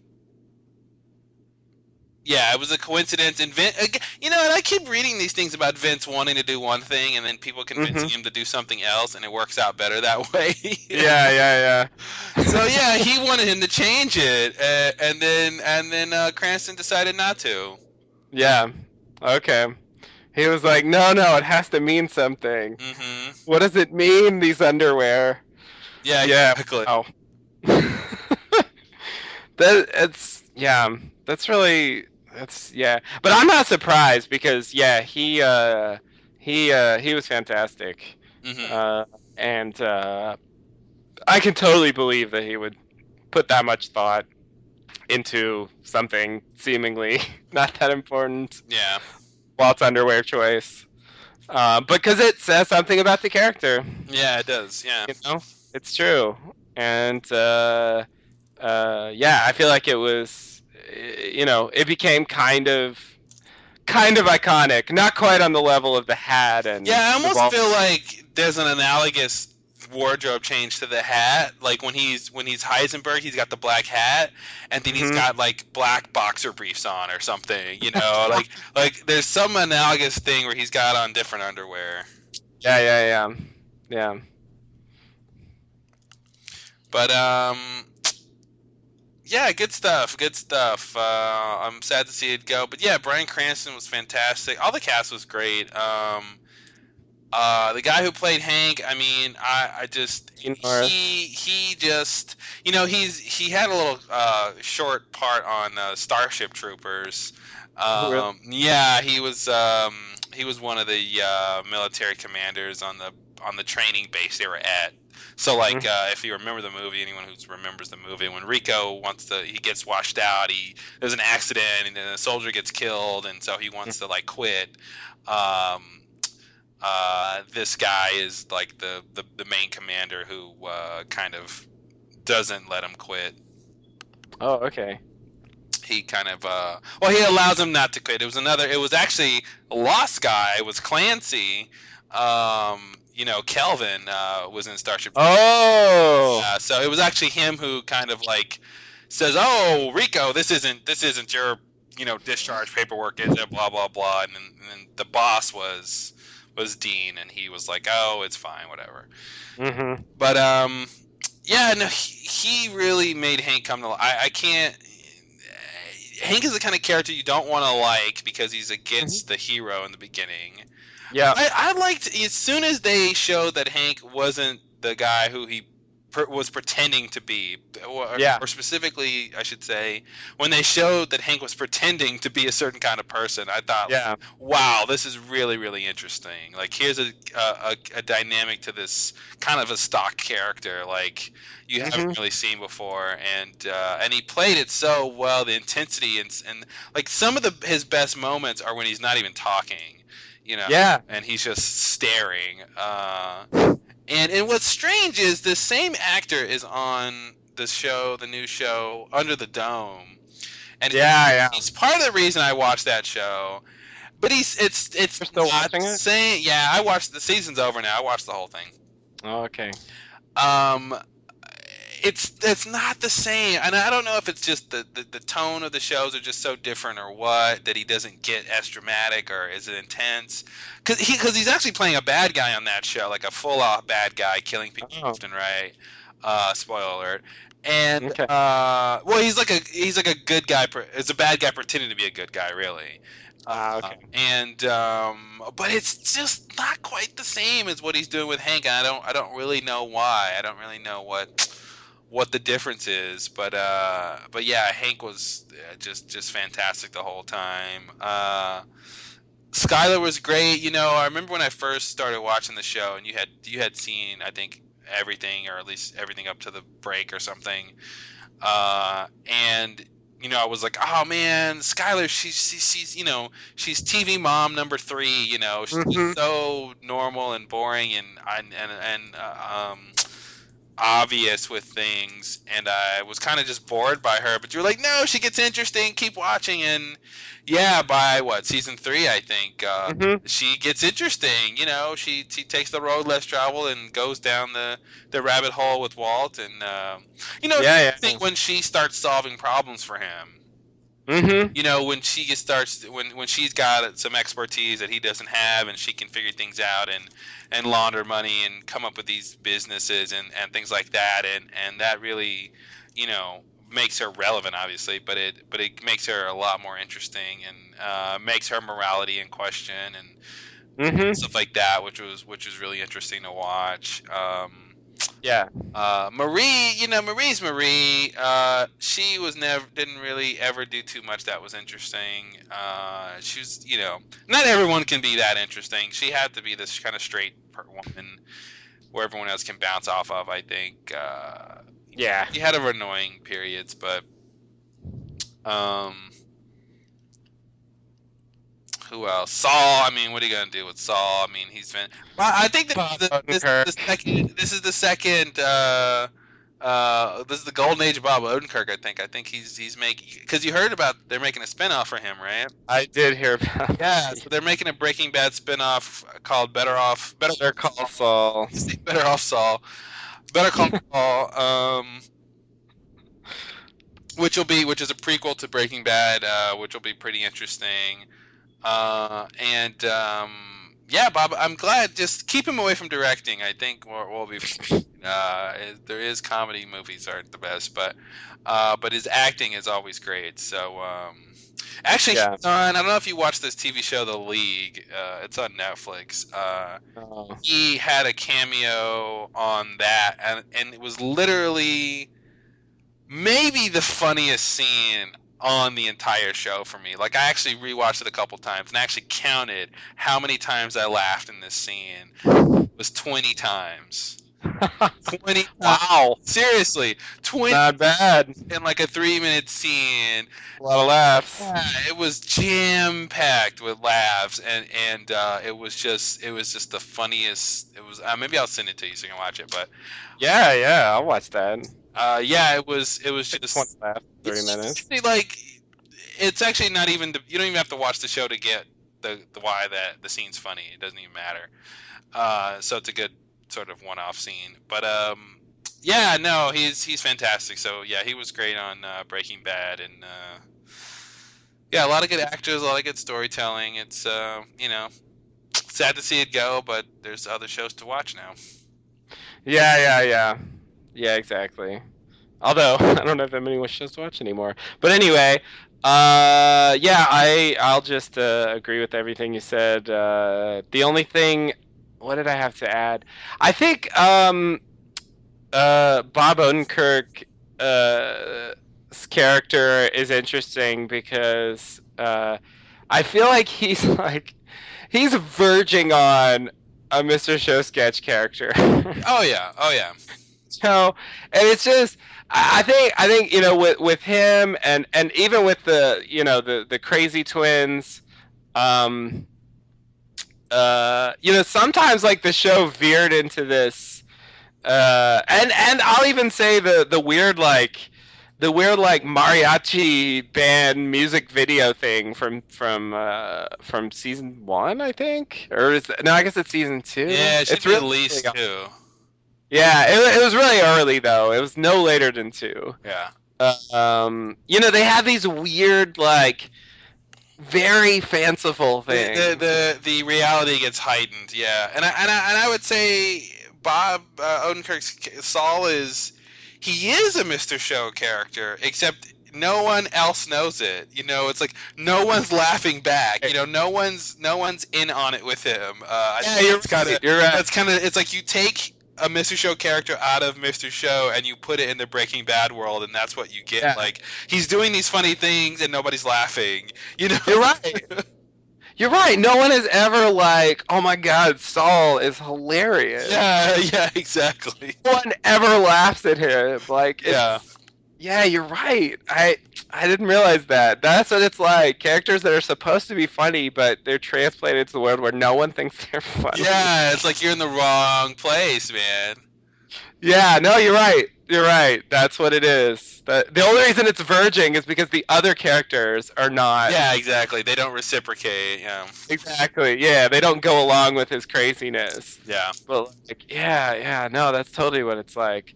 But yeah, it's just kind of interesting because I feel like the show lives in a mostly seemingly kind of sort of realistic realm, you know? yeah, yeah, I mean, compared to Lost or Battlestar Galactica or whatever, like it's you know, there's no supernatural stuff, and hmm and and I feel like a lot of the characters are pretty down to earth and like believable, But then yeah, then they have stuff like that, and I guess there's other moments, I mean, some of the the bombing and the poisoning and stuff at the end of season 4 was pretty spectacular. The train robbery, I mean, hmm that was kind of a big crazy thing, and I mean even the final machine gun thing. I mean that's not that couldn't happen, but it's you know it's sort of a higher yeah. level than you kind of It's expect from. intense, but it's not this heightened reality that some. I think the flash forwards and these kind of moments of heightened reality that we're talking about are the two things you wouldn't expect from the show. Like they're the two things you could Yeah, throw away, and the show is pretty much the same. yeah. But yeah, they throw that in there. This whole weird music video about Heisenberg. That is this in the context of the world? Is it outside of the Right. world? You don't know. Yeah, yeah, yeah, yeah. Yeah, and I feel like that has yet to be answered. Yeah. I, I don't know if that really bothered anyone else, or maybe just not enough people were watching the show like when that originally came on. But I feel like no one's ever really like found out an answer to what was intended with that, whether like that video was really made or whether it's just some kind of strange fantasy representation of the idea of Heisenberg, like growing, like that's what they talk about. But it's like there seems to be specific information in the video, like it's sort of like if it exists, like I would wonder if the police ever saw it, and hmm like it's just like it shows like the van he cooked in, and like Yeah. and like it seems It's to almost know like it. it almost makes me. It almost feels like a flash forward, right? Like a song written after Yeah. all of this is done. Yes, yeah, exactly. Exactly. Is it more something like that? It seems like they know he has cancer, like implied by the lyrics, like I don't know. It's just yeah, it seems like they have a perspective that goes beyond what a mariachi band would have, you know? Yeah. And so it just seems unlikely to me that that was really produced, but they never did anything like that again. Not specifically like that. The opening episodes with music videos was not like a Breaking Bad staple thing. Yeah. You know, so it's just a weird choice that I have yet to fully understand. The other thing that's kind of a heightened a little bit like that, or at least it makes you want to laugh, is the idea that Frayne was a chicken magnate. Oh Like yeah, it was almost like Mr. Clucks. It was just like yeah, we're gonna laugh at this, right? This is supposed to be funny, right? yeah, yeah, yeah. You're right. It was literally like Mr. Clucks. Yeah. It was yeah, and he worked in there. Yeah, that's the thing. He worked there. He's like at the counter, like, can I take your order? Like he took that shit seriously. Yeah. Like it should be a front business, but he would actually like sit there behind the counter and like listen to people Yeah. order. Like that's just, Well, that was you know, part of what made it a good front business, because no that's one is, true. if anyone questions his, well, no, he's here all the time. He takes order. Yeah. It's not like he's a silent partner in the business, or he's, never shows up. He actually works at the franchise. And that was the other thing I liked too, was he could kind of operate his business mobily, because he could go work at any franchise he wanted to, Hmm. right? So he could kind of not be in the same place all the time. Oh yeah. Yeah, yeah, yeah. No, totally. But And yeah, that yeah, was, but like, yeah, the whole thing was just kind of silly, yeah, and so exactly. it was weird because he's like as a character, very serious and very stern and very businesslike and all that. But like, yeah, he just runs this goofy chicken thing. It's sort of incongruous. Like Hurley's supposed to own that, Yeah, not and I think that's what makes Frayne, Ben, it, it um it makes him seem completely innocuous, Mhm. especially in the context of him, of Frayne being friends with the DEA, right? Like, Right. oh, you're the chicken guy. Okay, we have nothing to worry about from you. But if he was like the same guy, but he owned, was a weapons manufacturer or something, then they're gonna maybe call into question what he's up to, you That's know. If he had certain kind of job, but it's like, oh, you own a fast food chicken place, that's the least of our concerns is anything that you'd be involved with. yeah. Yeah, no, you're right, and that's the idea that's how he, I mean, he knew all these people who like in politics in Albuquerque, and he would, had these charity events and stuff, and like he had this total public image that totally checked out, because he was doing the things that he was supposed to do, I guess, as though he was just a chicken mogul, you know. Not to be confused with a chicken nugget. Exactly. Never, never. I hope a chicken nugget is never a chicken mogul. That would be very Yeah. There's one universe where there's a chicken nugget that's a chicken mogul. Nobody knows how it happened. We never go to that universe. Let's hope we never find what that universe is. I don't want to see it. I'm terrified. But all right. Anything else on BB? Oh, can I say something? To cut you off there is I don't have anything. the Breaking Bad title sequence. Oh. Not my favorite. Oh, really? Yeah, I mean, I don't mind the visual too much. The music's okay, but as far as like a really great show, Mad Men, True Blood, there's a lot of those like shows that are kind of more high quality and interesting cable shows. They're also a lot longer, both of those seasons. That are longer, but like that are better. That I actually want to sit through and watch. Better, I agree. Yeah. The Breaking Bad one's really it's really simple. I do like the music. The visuals are not really anything special. I just I was like, here's the title, let's move on. Yeah. But that's the thing I want to say is that I was never a big fan of that title sequence. It was just kind of whatever. Yeah. No, that's fair. But I did like when they reused the title music in the second to last episode at the end. I thought that was pretty good, actually. Yeah. Because I do think there's something nice about the music atmospherically with the way the show is. It reminds me of Firefly. Oh yeah, that I weird think Western twang. I think there's a Western element to the show. Yeah, definitely. So I feel like it sort of fits with that. I mean, the final thing is kind of a showdown. Yeah, I mean, they're in New Mexico. That was the Wild West, right? Totally. They have the desert. They have him pushing the barrel of money through the desert. And it's like tumbleweeds and stuff. Like that's very, very standard Western trope stuff. So yeah, I don't know. I feel like that. I liked that part of it, but yeah, I can't argue that compared to the stuff they show in the True Blood and the Mad Men sequences, and Lost in its simplicity is also kind of striking. Yeah. But it gets the tone across really well. Yeah. Oh, and the Battlestar Galactica one was pretty good too, actually. Yeah. But this one, I think I pretty much agree. I didn't like dislike it, but it was just never anything special. Yeah. So I think that's it. Okay. I mean, and you never know, stuff pops in, but yeah. I think I got out the main points I wanted to make. Good show, thumbs up. Thumbs up, yeah. Watch it if you see it.